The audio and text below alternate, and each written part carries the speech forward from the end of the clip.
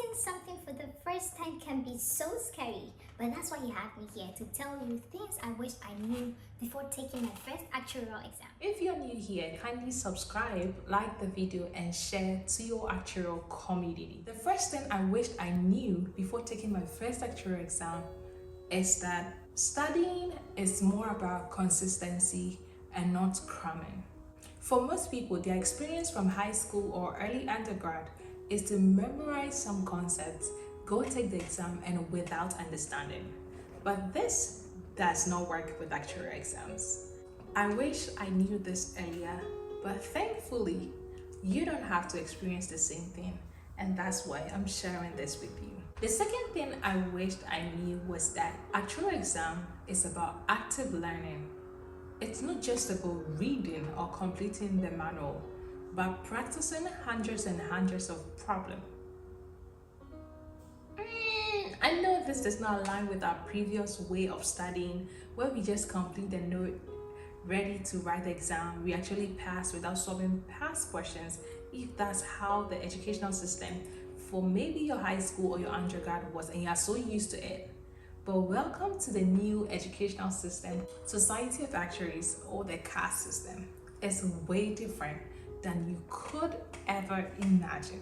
Another thing I wish I knew earlier before starting my first actuarial exam is the fact that you need to build a steady schedule and stick to it. It's your responsibility to ensure that you stick to it.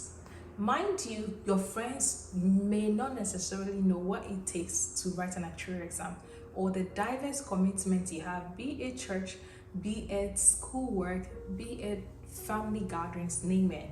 But it's your responsibility to ensure that you stick to your steady schedule. Many students actually start right and make the schedule, but how many people really stick to it? You might be asking yourself, how can I stick to my schedule? I've been trying this always. One thing I can leave you with is to learn to block your calendars. During your study time, your phone should be away. Communicate this to, if you're working, communicate this to your manager. If you have a very big home and a big family, communicate this to your lovely and your favorite family members. If you have clingy friends or very lovely friends, communicate this to them so that they could respect your time away during your preparation season. Another thing I wished I knew earlier is the fact that I should have simulated my preparation or my readiness to the exam standard earlier than I did.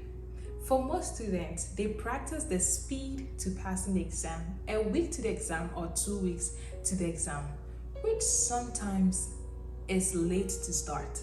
So I can recommend you starting about a month or 6 weeks to your main exam date, practicing how many questions can I solve in a minute or 2 or 3 in order to meet the pass mark. Knowing the exam is one thing, knowing the solution is another, but it's a whole different ball game being able to write down your solution in the given time. And all of this matters, and that's why you have to prepare yourself and adapt your exam taking structure to the main exam way earlier than you normally do. Another thing I wish I knew was the fact that burnouts are real. Sitting down in one chair or on one bed for hours preparing for one same thing can be boring sometimes, and your brain gets to the point where you feel like you cannot take in more energy or more concepts again. What do? Take a break. It's okay to take a day off or 2, but taking a week off without studies is no longer a break, and that's more like a vacation, and you don't want to do that. The downside of taking longer breaks like a week or 2 is that it's often like your brain resets and you have to learn the whole concepts again if you have to put in the long breaks. So within the short breaks, do what you can do best to refresh. Personally, I would prefer to stay away from social media. I would prefer to listen to calm, cool worship music, listen to the word of God, and that's how I'm refreshed. I'm not refreshed through movies, even though I like movies occasionally, but one other good thing that really refreshes me is cool soft prayer talk with God. Just let him know that I'm really tired of all this. But it works for me. Find what actually works for you and let's move. Another thing I wished I knew earlier is the fact that failing your first exam is not an indication that a career is not meant for you. I can I can tell you that after my first exam failing, I'm like, you've been passing almost anything you take. So maybe failing this might mean you should take your dancing career very seriously. Maybe yes, maybe not. But I'm here to tell you, failure is not an indication that this career is not meant for you. There should be a much more reason for you to back out, and it should not be failing an exam on your first attempt. On my previous interview with Hamline on she passing exam FM on her fourth attempt, I did highlight more on this whole concept of exam failing and not personalizing it. And I think if you're interested in that, kindly go find the video and watch it. Our last point here is time management. If you fail to manage your time, you might lose so many friends by the time you are done with the exam process. You might miss out on great family connections. You might even miss out on your own good health because you probably was dieting poorly, sleeping less, and what have you. So, before you take your first actuarial exam, schedule, know the available time you have, and plan towards it.